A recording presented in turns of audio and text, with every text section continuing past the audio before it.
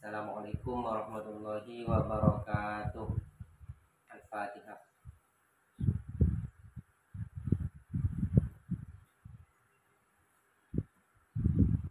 Bismillahirrahmanirrahim. Kita akan membaca bait ketiga dari qasidah Al-Farijah.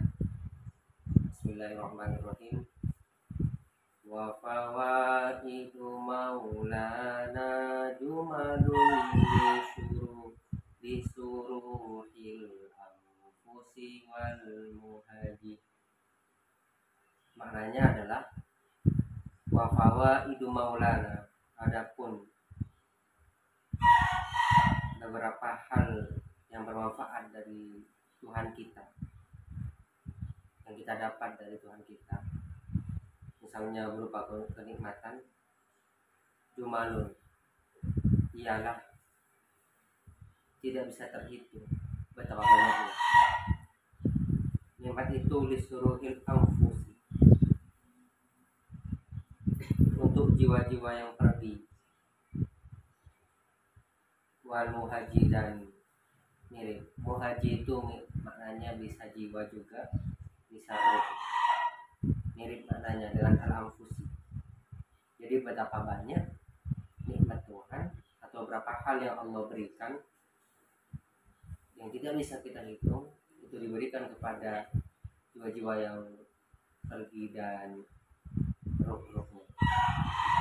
Nah, kita baca komentarnya di bawah ini. Bismillahirrahmanirrahim.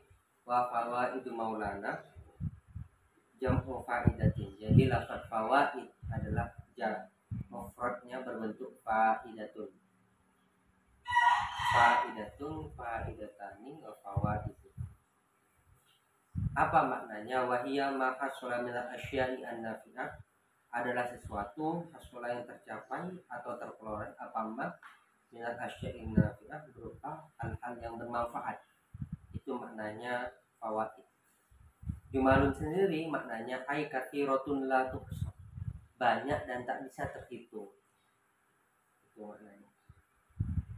Disuruhil anfusi, lafaz suruhil anfus itu min idafatus sifati ilal mausufi. Apa maksudnya idafatus sifat ilal mausuf? Berarti sifatnya yang menjadi karakternya, yang menjadi atributnya atau sifatnya itu menjadi mudhafnya, mudhaf ilaihnya itu yang disifati. Misalnya kecerdasan Muhammad, nah itu namanya idafatus sifat ilal mausuf, mengidofahkan sifat kepada yang disifati. Jadi sifatnya menjadi mudhaf, sesuatu yang disifati menjadi mudhaf ilaih. Sama seperti suruhil anfus. Suruhil anfus itu idafatus sifat ilal mausuf. Jadi suruh itu adalah sifatnya, al-anfusi yang disifati. Maknanya ay al-anfusu as-sawarihu. Al-anfusu as-sawarih, jiwa-jiwa yang pergi. Nanti kita lihat bagaimana sawarih makna sesungguhnya. Wal anfusu ay al-arwahu, al-arwah. Al-arwah, jiwa-jiwa itu maknanya ay al-arwah, ruh-ruh. Al-arwah sendiri mufradnya adalah ruhun. Wasawarihu, sementara sawarih sendiri jam'u sarihatin, adalah jamak dari mufrad berupa sarihatun. Sarihatun sendiri maknanya sesuatu yang pergi. Jadi jiwa-jiwa yang pergi. Yuqalu, dikatakan dalam bahasa Arab penggunaannya sarohat adzabatu suruhan, ay dhahabat bil qadati. Sarohat pergi, adzabatu apa hewan atau hewan, suruhan dengan benar-benar pergi, ay dhahabat pergi maknanya ke tempat pengembalaan, bil qadati di pagi hari. Kenapa kemudian jiwa-jiwa itu diumpamakan dengan dabbah, dengan hewan yang pergi, yang sarohat, sehingga menggunakan sifat pergi. Perginya seperti hewan. Maknanya wahiyya kinayatun anil farhi wasururi. Ini adalah kinayah. Apa kinayah itu? Satu majas, perumpamaan dari kebahagiaan dan kesenangan. Jadi jiwa-jiwa yang pergi itu maksudnya adalah kebahagiaan atau kesenangan. Jadi nikmat Tuhan sudah tidak bisa dihitung yang diberikan untuk kebahagiaan dan kesenangan itu. Kebahagiaan dan kesenangan jiwa sesungguhnya tidak bisa dihitung. Ini untuk menjawab persoalan yang kemarin bahwa dalam segala persoalan, segala gurita itu pasti ada solusi, di mana bahkan solusinya itu tidak bisa kita hitung. Nah, bait ini menjawab itu. Wa fawaidu maulana jumalun bisuruhil anfusi wal muhaji. Nikmat-nikmat Tuhan atau pemberian-pemberian Tuhan tidak terhitung untuk kebahagiaan jiwa dan roh gitu ya. Ini untuk menyadarkan kita bahwa jangan anggap kadang pikiran manusia terbatas bahwa solusi Tuhan hanya satu. Boleh jadi Allah memberikan beberapa nikmat saat kita diberi solusi, cuma kita sadari hanya satu. Padahal itu banyak. Wal muhaji sendiri maknanya muhaji jam'u muhjatin.